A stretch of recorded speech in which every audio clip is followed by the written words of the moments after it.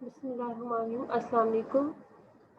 आज हमने देखना है हम मेथड ऑफ लीस्ट के कोई कंटिन्यू कर रहे हैं। इसमें हमारे पास सेकंड डिग्री पैराबोला के लिए हमने बेसिकली इसमें देखना है। सबसे पहले तो हम देखते हैं शिफ्टिंग ऑफ ओरिजिन क्या है। हमारा जो है ओरिजिन अगर शिफ्ट हो जाए तो फिर हमने क्या उसमें डायरेक्ट कैसे कर सकते हैं, बजाय इसके क्या आप सारी वैल्यूज़ को दोबारा से ए निकालें, बी निकालें, एक्स दोबारा से निकालें, कैलकुलेट करें। उसके बजाय हम क्या करें कि हमारा जो है ओरिजिन शिफ्ट हो और हम एक्वेरियंस से फ़ौरन वो है अपना वैल्यूज ऑब्टेन कर रहे हैं। While shifting the origin of a given trend line k units from the previous origin, we substitute express k x minus k। अगर कोई चीज़ ऐड हो रही है, मतलब कोई चीज़ आगे जा रही है, फॉर एग्जांपल अगर हमारा 1990 अगर फॉर एग्जांपल हमारा 1990 अगर था ओरिजिन, तो अगर वो कहते हैं 95 का निकालें तो हम x प्लस 5 करेंगे क्योंकि वो आगे गया है। अगर वो कहते हैं 1985 का निकालें तो फिर आप x माइनस 5 करेंगे, यानी कि x माइनस k करेंगे। ठीक है, इस तरह से हम अपना फॉरवर्ड या बैकवर्ड अपना ओरिजिन को चेंज करेंगे। Thus, in shifting the origin of a given linear trend, the only change that takes place is the change in the y-intercept। ठीक है, y-intercept में चेंज आता है बेसिकली, और बाकी चीज़ों में चेंज नहीं आता। क्यों, आप देखेंगे हमारी जो लाइन होती है y is equal to a plus b x होता है। ठीक है, जो ओरिजिन चेंज होगा तो हम यहाँ पे x की वैल्यू जो है चेंज करेंगे। इंटरसेप्ट में जो बेसिकली चेंज ऐसा नहीं आएगा। सॉरी, बी की वैल्यू में चेंज नहीं आएगा क्योंकि x माइनस आप 5 करेंगे, x माइनस k करेंगे, आपका जो स्लोप और ये x सेम रहेगा। जो आपका यहाँ पे कोई कांस्टेंट होगा वो ऐड सब्ट्रैक्ट होकर a के साथ आ जाएगा, तो ये a बेसिकली इसमें चेंज होगा। ठीक है, अब हम यहाँ से देख लेते हैं, इसकी एग्जांपल देखेंगे तो आपको क्लियर हो जाएगा। ये देखें, अब कोई चीज़ भी ऐड या सब्ट्रैक्ट करनी है तो यहाँ पे करनी है आपने। एग्जाम्पल अगर हमारे पास 16.10, suppose that the linear trend equation y has equal to 110 plus 1.5x with the origin at 1980। अगर 1980 हमारा ओरिजिन है और ये हमारी लाइन है, unit of measurement for x is 1 year और 1 यूनिट मेजरमेंट आप लेके चल रहे हैं। Shift the origin 1985। अगर देखें ये 1985 पे गया है, यानी कि आगे गया है, फॉरवर्ड हुआ है, तो हम इसमें x प्लस 5 कर लेंगे अपना। ठीक है, अगर ये कहते हैं हमें फॉर एग्जांपल 1975 का करें तो हम x माइनस 5 कर दिए। अब यहाँ पे x की जगह पे आप x प्लस 5 पुट कर लेंगे और उसको मज़ीद सिंप्लीफाई करेंगे तो हमारे पास y हेड की वैल्यू आ जाएगी। अब बेसिकली हमने जो काम करना है आज, जो न्यू काम वो ये है सेकुलर ट्रेंड नॉन लीनियर। हमने जो है पहले जो कल किया था हमारे पास था लीनियर ट्रेंड के लिए, जो हम स्ट्रेट लाइन फिट कर लेते थे, लीस्ट रिग्रेशन लाइन, यानी कि रिग्रेशन की जो सिंपल लाइन होती है जो ऑर्डर 1 की होती है वो फिट कर लेते हैं, उसको लीनियर कहते हैं, लीनियर ट्रेंड। अब अगर नॉन लीनियर आपको सेकुलर ट्रेंड फाइंड करना हो तो इसके लिए क्या, इसको पैराबोला भी कहते हैं, सेकंड डिग्री इक्वेशन भी कहते हैं। Many times straight line will not describe accurately long term movement of time series. In such situation, by a careful look of the graph time series, we might detect some curvature and decide the fit instead of the straight line. हम इसमें जो है parabola या second degree equation line fit करते हैं। Sometimes he हमारी जो simple जो है स्ट्रेट लाइन जो रिजल्ट्स नहीं देती है एक्यूरेट। अब सेकंड डिग्री क्या होती है, मैंने आपको पहले बताया था a प्लस बी एक्स होता है, तो ये हमारी फर्स्ट डिग्री होती है।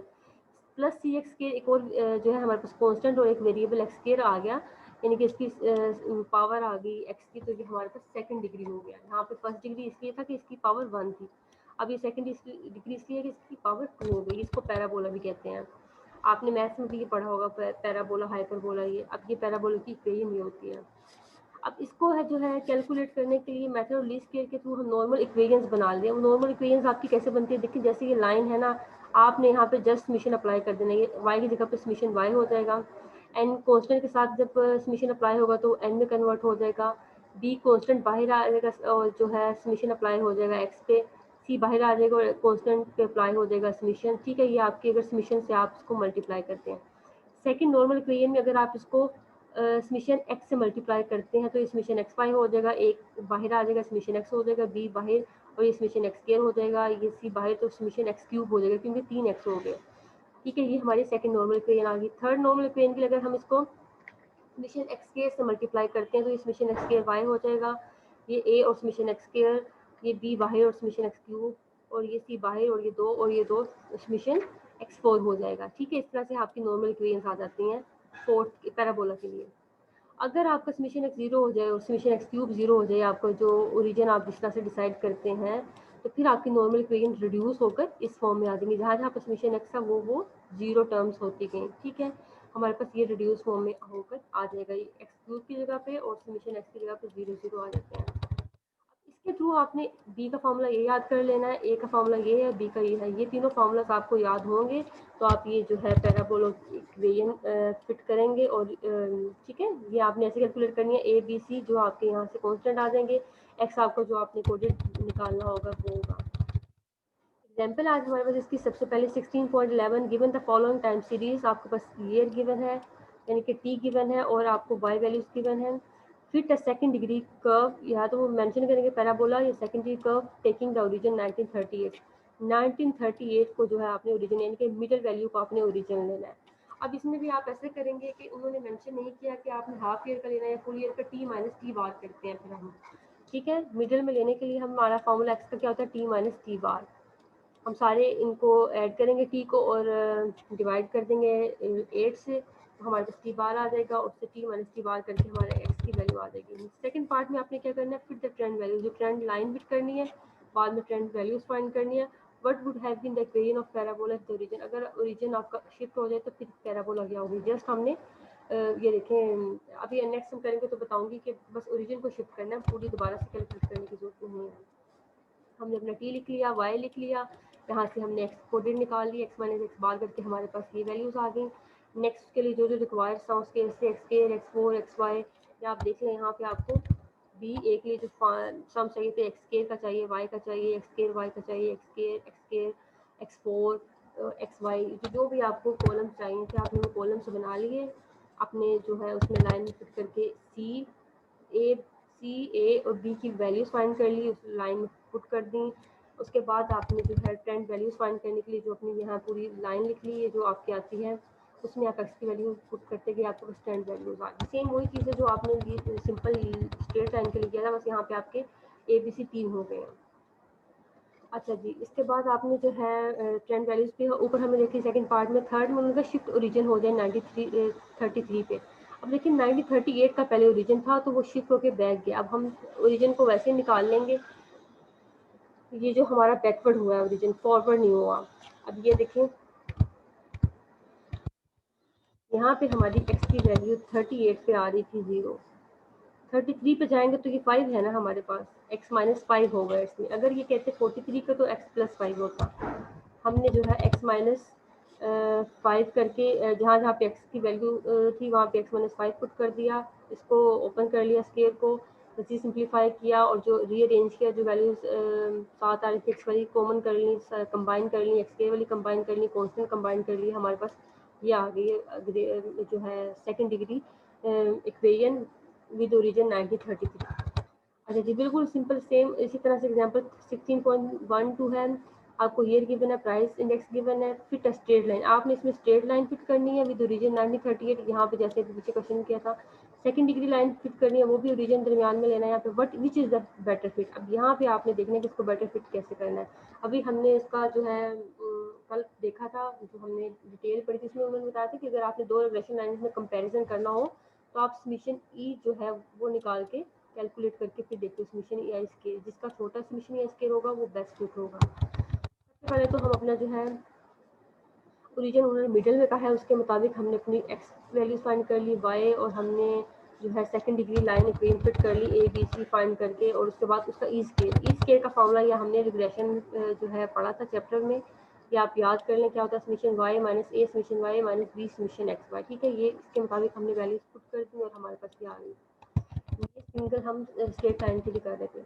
अब हमारे पास पैराबोलिक के लिए जो है जो जो रिक्वायर्ड सम्स थे हमने ऊपर निकाल लिए थे, वो निकालने के बाद ए बी सी की वैल्यू पुट कर दी और ये हमारे पास सेकंड डिग्री के लिए आ गई, और इससे भी हमने समीशन या इसके कैलकुलेट कर लिया। देखिए ये यहाँ तक तो ये सेम है, summation y i minus a summation y minus b summation x y. Next C के लिए फिर क्या हो गया, समीशन एक्स के। अब ये यहाँ पे देखा जाए अगर तो आप देखें समीशन वाई स्केयर आ गया माइनस ए समीशन वाई, यानी कि ए आ गया पहला जो वेरिएबल का साथ समीशन वाई आ गया, फिर उसके बाद सेकंड जो है एक्स के साथ मल्टीप्लाई होगा समीशन एक्स वाई बन गया, फिर एक और एक्स मल्टीप्लाई हो गया तो ये समीशन एक्स के वाई हो गया। यहाँ पे हमने वैल्यूज पुट की और देखा जिसकी वैल्यू छोटी थी। अब ऊपर वाले की वैल्यू क्या है हमारे पास 182 10.3, अब नीचे जो है सेकंड डिग्री की वैल्यू क्या आती है 73। अब ये है स्मॉल वैल्यू है तो इसमें Since the sum of scale of the residual of the quadratic trend line is smaller, the sum of scale of residual linear trend, therefore quadratic line is better fit. अच्छा जी, अब इसके merits और demerits भी देख लेते हैं. The method of least square gives the most satisfactory measurement of the secular trend in the time series with the distribution of deviations of approximately normal. ठीक है, मेथड लीस्ट स्क्वायर जो है हमें सेकुलर ट्रेंड की satisfactory result देता है. The least square estimate unbiased हमें estimate देता है ये पैरामीटर, क्योंकि हम इसके अनबाइस एस्टिमेट हमने पैरामीटर जो है एस्टिमेट करने सीखे हैं, देखे थे हमने कि हमने रिलेशन लाइन में कैलकुलेट करते हैं. The superiority of this method is lies in the computation needed to determine linear exponential quadratic. अब इसमें linear भी हमने फाइंड करना देखे, quadratic और exponential भी कर सकते हैं आप. इस तरह से अपने रिड्यूस फार्मूला भी आपने देख लिया उनके. Demerits क्या है उनके? The least square having too much weight, extremely large deviation from the trend. अब इसका ये disadvantage है कि large weight देता है, large deviations आती हैं इसकी वजह से, extremely large. The least square line is best fit only for the period which it has reference. The elimination or addition of few more than periods may change its position. The only real criteria for selection of the measurement of trend is judgment as to how well this trend line is general movement. अब ये आप इसको देख लीजिएगा, एक एक दो दो याद कर लें, बाकी बस देख लें. Uses of secular trend क्या है? The secular trend may be used either the determine how time series has grown past in making the forecast. अब मैंने आपको बताया था टाइम सीरीज में हम फोरकास्ट करते हैं बेसिकली. वो बता रहा है कि हमें ट्रेंड लाइन आपको ट्रेंड फिट करके बता देता है कि आपका जो है पास्ट ट्रेंड क्या था और फ्यूचर ट्रेंड क्या हो सकता है. The trend line is used to adjust the series to eliminate the secular trend in order to isolate the non trend fluctuations. हम इससे जो है फ्लक्चुएशंस को खत्म कर देते हैं. अच्छा जी, ये हमने क्वेश्चंस देख लिए थे अपने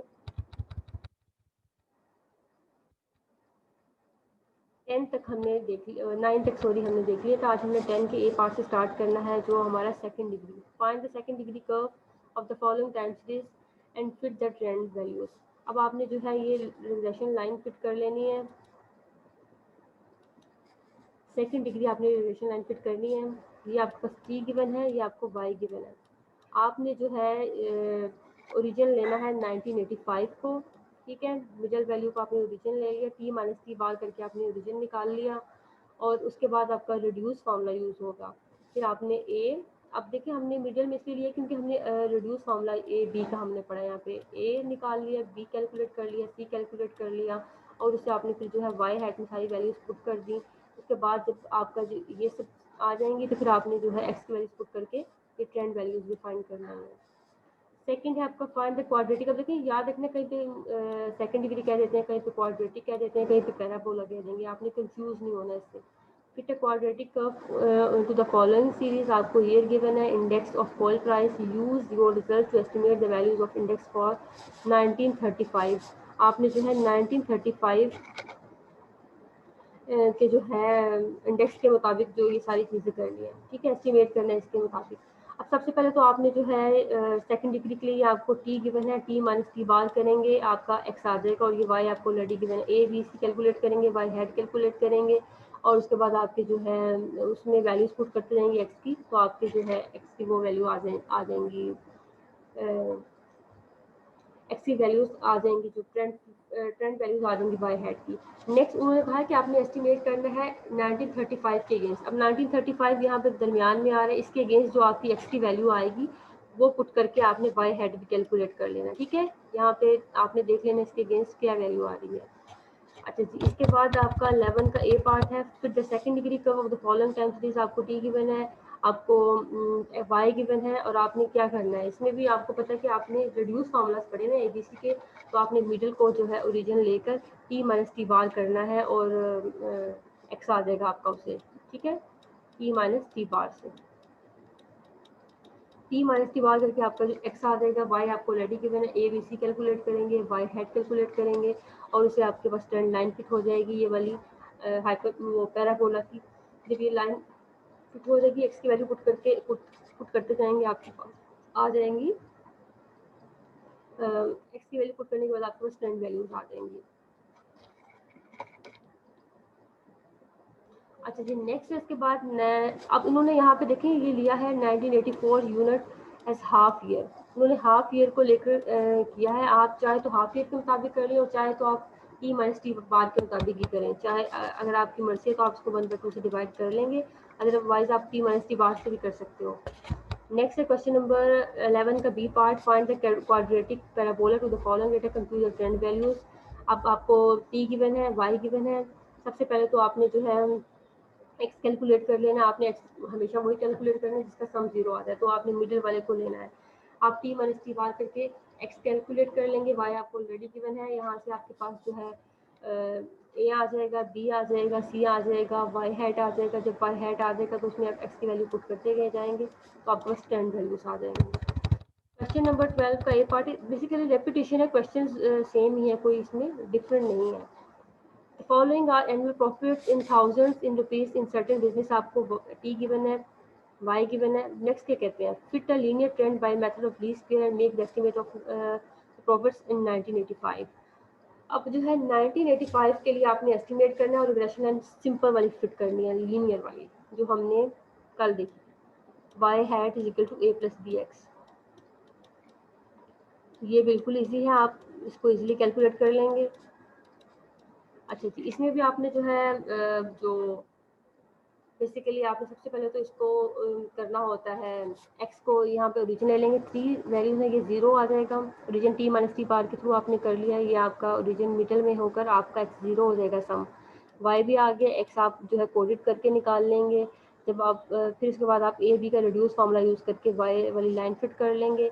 फिर आपने नेक्स्ट देखना है 1985 के अगेंस्ट वैल्यू जो आपकी आ रही है वो x की पुट करके आपने जो है ट्रेंड लाइन में सिंगल वैल्यू फाइंड कर लेनी है। सेकंड वो कह रहे हैं पैराबोला आपने करना, फिर उसके बाद आपने कोडिंग तो की होगी एक्स की, बाद में आप जो रिक्वायर्ड सम ऑफ स्केल्स थे वो कैलकुलेट करके ए बी सी कैलकुलेट कर लेंगे, वाई हेड कैलकुलेट कर लेंगे, और उसके बाद फिर आपने जो है ट्रेंड वैल्यूज भी फाइंड कर सकते हो, लेकिन उन्होंने मेंशन नहीं किया कि आप ट्रेंड वैल्यूज फाइंड करें।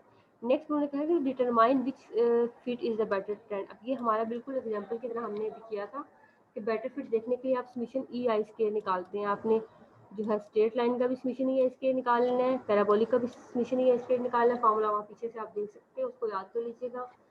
फिर उसके बाद आपने देखना जिसकी वैल्यू कम होगी वो हमारे पास बेटर फिट होगा। क्वेश्चन नंबर 12 का बी पार्ट है, fit a quadratic trend form for the following result of the 1985 से 1985। अब आप बोथ इंक्लूसिव हैं, आपको सम्स गिवन है सारे और उनके सम ऑफ स्केल्स गिवन है। Fit the trend line of values y as well, estimate the trend value of the year 1996। अब इसमें भी आपने ऐसे ही करना है। सबसे पहले तो आपने जो है उन्होंने क्वाड्रेटिक ट्रेंड लाइन कहा है तो आपने ए फाइंड कर लेना है, बी फाइंड कर लेना है, और सी रिड्यूस फार्मूले के मुताबिक वाई हेड आ जाएगा आपके पास।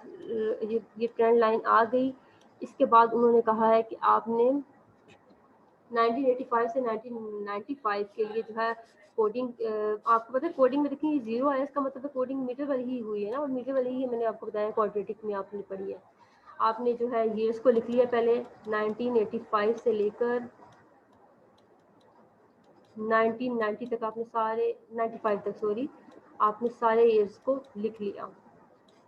जब इनको आप अरेंज करके लिख लेंगे ईयर्स को, नेक्स्ट आपका कॉलम आ जाएगा एक्स का कॉलम। अब मिडल वाली वैल्यू को जो है 0 होगा, बाकी ऊपर वाली नेगेटिव और नीचे वाली पॉजिटिव वैल्यूज आपने वो एक्स की वैल्यूज लिख ली। ट्रेंड वैल्यू आपने फाइंड करनी है वाई हैड। अब यहाँ पे आप जो है ए बी सी में और एक्स की वैल्यू पुट करते जाएंगे, आपको ट्रेंड वैल्यूज आ जाएंगी। ठीक है, अच्छा जी, नेक्स्ट है क्वेश्चन आपके पास 13 का a part.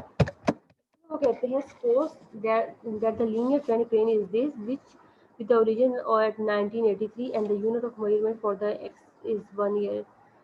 Shift the origin at 1980. अब आपने 1980 पे ओरिजिन को शिफ्ट करना है। ये 1983 आपका क्या था, ओरिजिन था पहले। इट्स मीन कि आपका जो है बैकवर्ड ओरिजिन शिफ्ट हुआ, तो इट्स मीन x माइनस 3 आपका करेंगे, x माइनस 3 को पुट करेंगे x की जगह पे, उसको सिंप्लीफाई मल्टीप्लाई करके आपके पास ये वाली वैल्यू आ जाएगी।